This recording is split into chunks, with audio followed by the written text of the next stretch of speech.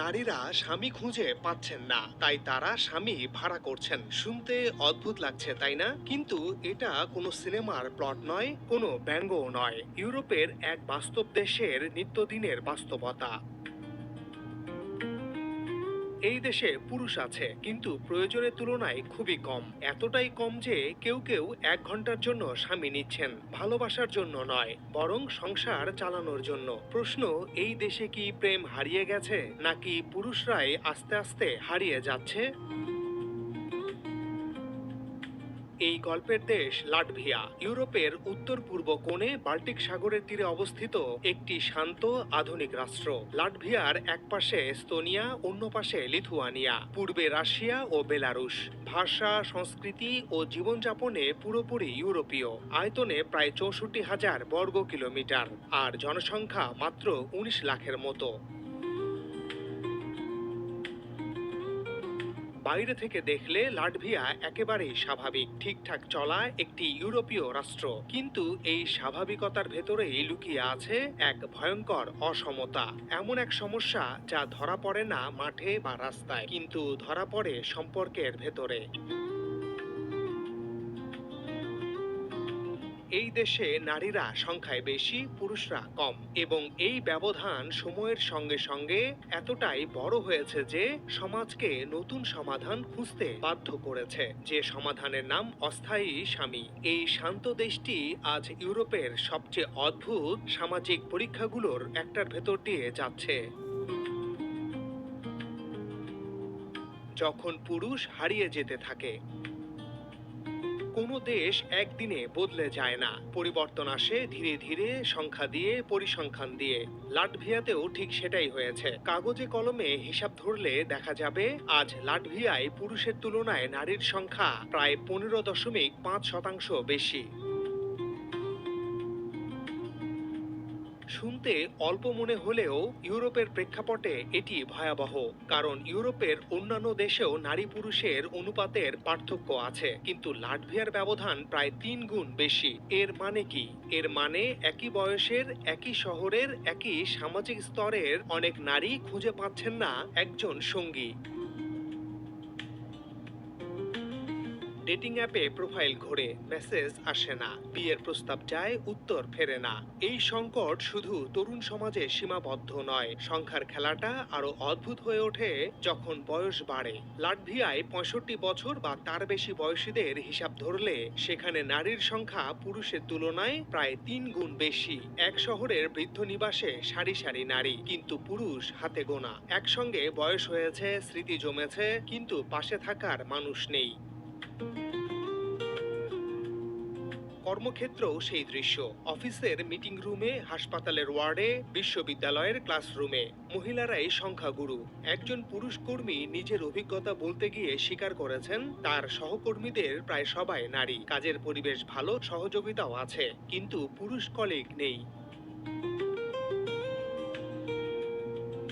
এই অস্বাভাবিকতাই তৈরি করেছে নতুন বাস্তবতা। ভাড়া করা স্বামী। একজন পুরুষের দিকে তাকিয়ে আছেন অনেক নারী। কেউ কেউ 10-12টা পর্যন্ত বিয়ের প্রস্তাব পাচ্ছেন একসঙ্গে, একই সময়ে। কিন্তু সেই প্রস্তাবগুলো দীর্ঘমেয়াদী সম্পর্কের নয়, বেশিরভাগই সাময়িক। কারণ চাহিদা আছে, কিন্তু যোগান নেই।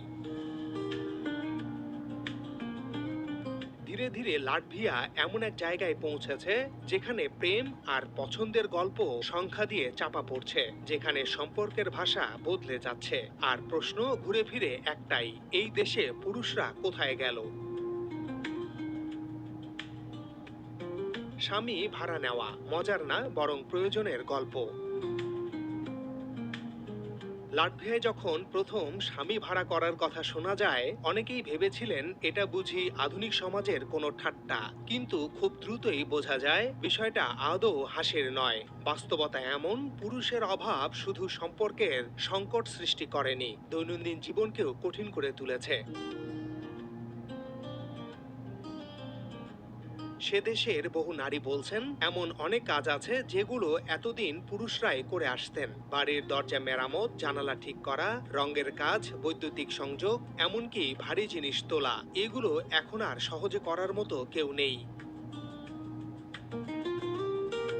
এই বাস্তবতার কথাই উঠে এসেছে আন্তর্জাতিক সংবাদ মাধ্যমেও। দ্য নিউ ইয়র্ক পোস্টের এক প্রতিবেদনে লাটভিয়ার এক মহিলা কর্মীর কথা তুলে ধরা হয়েছে, যিনি বলছেন, আমার অনেক সহকর্মী রয়েছেন যারা শুধু একজন পুরুষ সঙ্গীর অভাবে বিদেশ ভ্রমণ পর্যন্ত পিছিয়ে দিচ্ছেন। এই কথাটাই আসলে পরিস্থিতিটা বুঝিয়ে দেয়। এখানে চাহিদা আবেগের নয়, উপস্থিতির।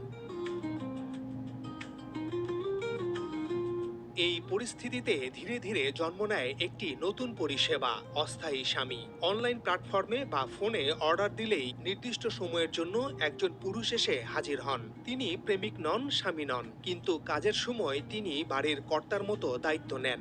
ঘর রং করা থেকে শুরু করে পর্দা লাগানো, পোষ্য দেখাশোনা, প্রয়োজন হলে বাজার করাও তার কাজের মধ্যেই পড়ে। এই সার্ভিসের কথা শুধু ট্যাবলয়েড নয়, বরং বড় বড় গণমাধ্যমেও এসেছে। ইউরোপীয় সংবাদ মাধ্যমের পাশাপাশি এশিয়ার বিভিন্ন প্রভাবশালী অনলাইন পোর্টালেও লাটভিয়ার এই রেন্ট আ হাজব্যান্ড মডেল নিয়ে বিস্তারিত প্রতিবেদন প্রকাশিত হয়েছে। সেসব প্রতিবেদনে পরিষ্কার বলা হয়েছে, এটা কোনো অভিনব শখ নয়, বরং জনসংখ্যাগত সংকটের সরাসরি ফল।